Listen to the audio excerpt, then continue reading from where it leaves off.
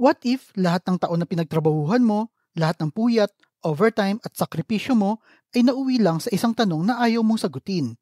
Saan napunta ang pera ko? Marami sa atin na masipag naman, disente ang trabaho, may sweldo buwan-buwan, pero bakit parang laging kapos pa rin? Hindi naman dahil sa tamad tayo o malas, kundi dahil mali ang direksyon ng pera natin. Araw-araw tayong gigising ng maaga, lalaban sa traffic, magtatrabaho ng 8 oras o higit pa, tapos pagdating ng sweldo, parang sandali lang ang sayang binibigay nito. Binibilang mo pa lang ang sweldo mo ay meron na para sa bayad sa kuryente, sa tubig, sa renta, at di mo namamalayan, ubus na pala. Then ganun na lang uli sa susunod na sweldo, at ganun din sa susunod pa uli. Kung ganito ang cycle mo, hindi ka nag-iisa, pero may simpleng number na kayang baguhin ang lahat. Ito ang numero na hindi mo kailangang kabisaduhin, pero dapat mong maintindihan. Ito ang tinatawag na the rule of 72. So sa story na ito, papakilala ko sa inyo si Arvin, isang 29 years old na office staff sa Makati. Maaga siyang pumapasok, tahimik, mabait sa lahat at lagi may baon para makatipid. Pero kahit ganun, lagi pa rin siya nauubusan ng pera bago pa dumating ang sweldo.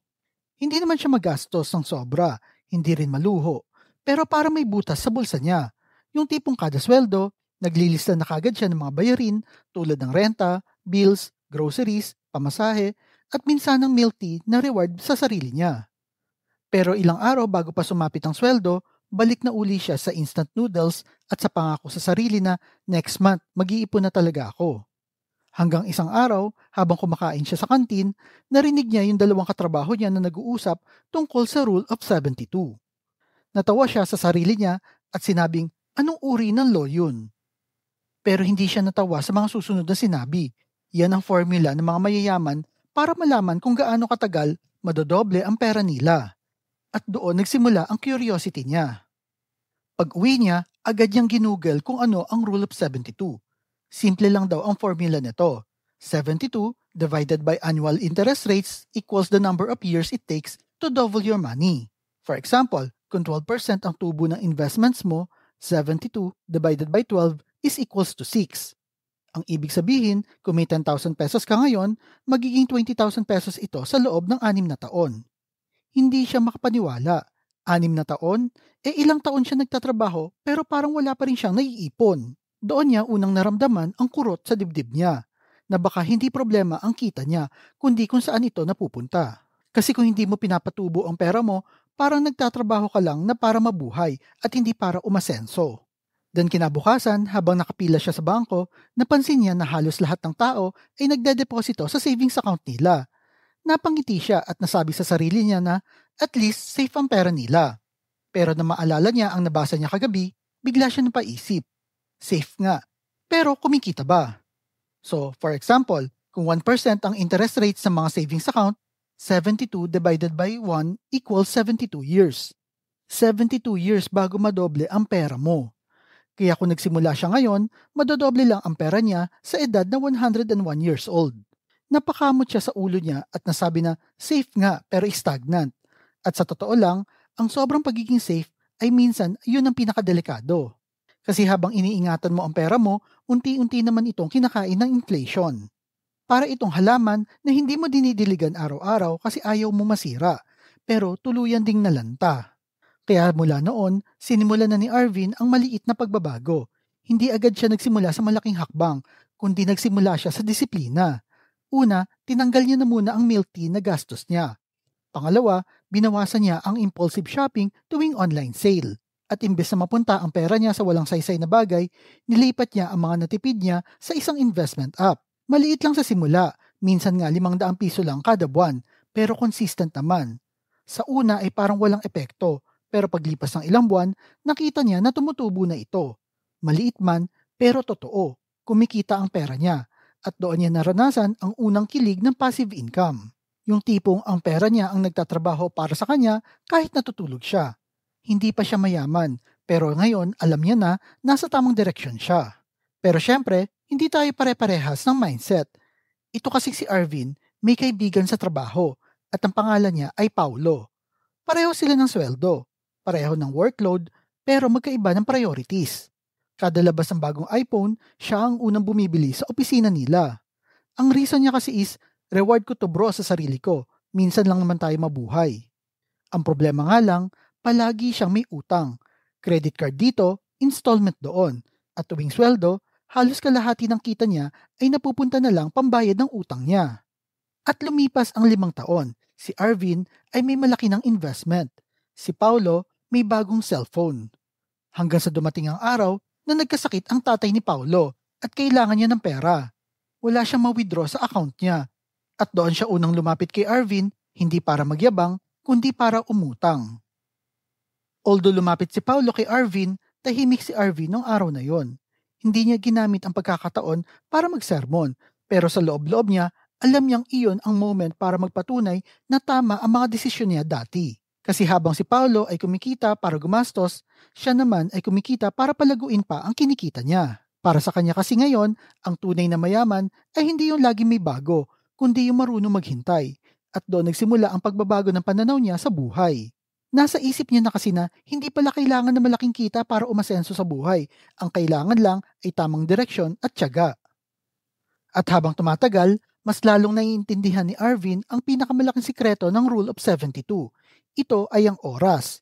Pwede ka magsimula na maliit, pero kung maaga kang kumilos, mas malayo ang mararating mo. Kasi ang pera, parang isang buto ito.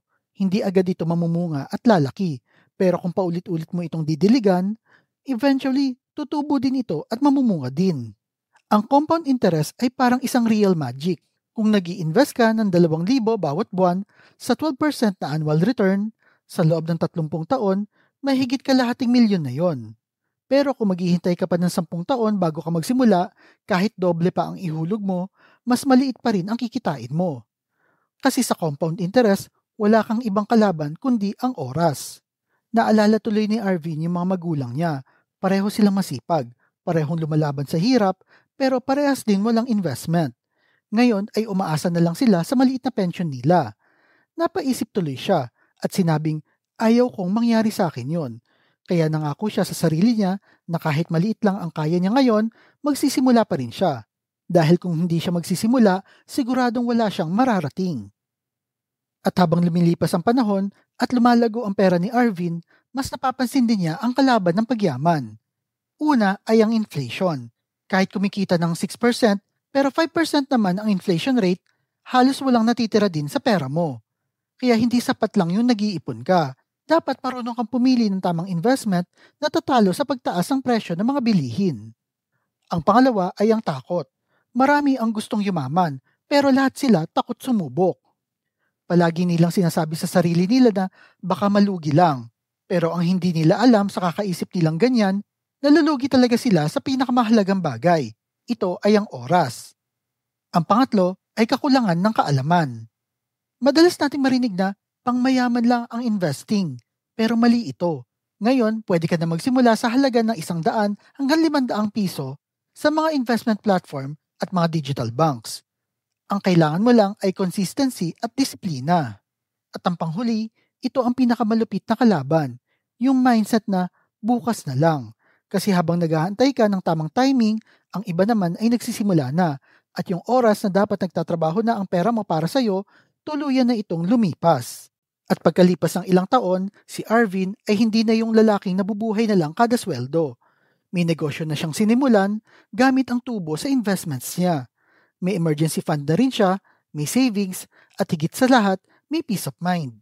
Hindi man siya naging milyonaryo kagad, pero nagbago ang buhay niya. Ngayon, kahit mawalan na siya ng trabaho, alam niyang kaya niyang tumayo mag-isa. Kasi marunong na siya magpalago ng perang kinikita niya. At bawat pagtingin sa investment app niya, naalala niya kung saan siya nagsimula. Sa kantin na nakikimarites sa dalawang nag-uusap na tao na hindi naman niya kilala. At dahil sa simpleng curiosity na yon, ito ang naging turning point ng buhay niya. Then isang araw, lumapit ulit si Paulo kay Arvin, pero hindi na para manghiram ng pera. Gusto niya nang matuto kung paano ayusin ang pera niya. Agad naman siyang tinuruan ni Arvin at sinimulan niya dito. Hindi mo kailangan balikan ang nakaraan mo bro. Ang mahalaga ay magsimula ka ngayon. Doon din, nagsimula kaagad si Paulo. Maliit lang sa simula, pero may direksyon. At habang nagkakausap sila, napangiti si Arvin. Dati siyang nagtatanong din ng paano, pero ngayon siya na ang nagbibigay ng sagot.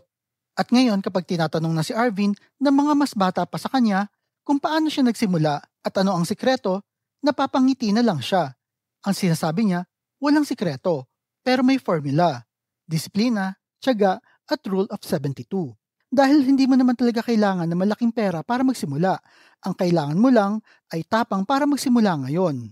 Tandaan na ang perang di gumagalaw ay unti-unting nawawala, pero ang perang pinapatubo mo ngayon, iyon ang magbibigay sa iyo ng kalayaan. Kaya ang tanong ko sa iyo ngayon, ilang taon ka nang nagtatrabaho at magkano na ang dumaan sa kamay mo at magkano din ang natira? Kung wala ka pa nang sisimulan, tandaan mo ito. The best time to invest was yesterday and the second best time is today. Hindi mo kailangan na maging math genius at hindi mo rin kailangan maging mayaman bago magsimula. Ang kailangan mo lang ay magsimula ngayon. At habang tumatakbo ang oras, tandaan mo na may dalawang uri ng tao. Yung isa ay naghihintay ng perfect timing at yung isa naman ay kumikilos ngayon kahit maliit pa ang kaya. At ang tanong ko sa iyo, sino ka sa dalawang ito? At sa huli, hindi sa laki ng kita mo ang magpapayaman sa iyo, kundi kung paano mo pinapalaki ang kinikita mo. The rule of 72 ay hindi isang magic, pero ito ay isang disiplina at kaalaman. At kung gusto mong lumaya sa cycle ng sweldo, gastos, trabaho at sweldo na naman, simulan mong palaguin ang pera mo ngayon. Kasi ang pera mo kapag inalagaan mo ay lumalago. Pero kapag pinabayaan mo, lumilipas ito kasabay ng oras na hindi mo na mababalikan pa. Hindi mo naman kailangan na maging milyonaryo kagad. Ang kailangan mo lang ay maniwala na kaya mong baguhin ang direksyon ng buhay mo. At kapag ginawa mo ito, baka sa susunod na tanungin mo ang sarili mo kung nasaan ang pera mo, masagot mo ito ng may ngiti at sabihin na nasa akin pa at lumalago pa. Ikaw ba, nagustuhan mo ba ang kwento sa video na ito? Type mo naman sa comment section below. At kung mahilig kayo sa mga videos tungkol sa pera, motivation na business, like and share nyo lang ang video na ito at kita-kita po ulit tayo sa mga susunod na video.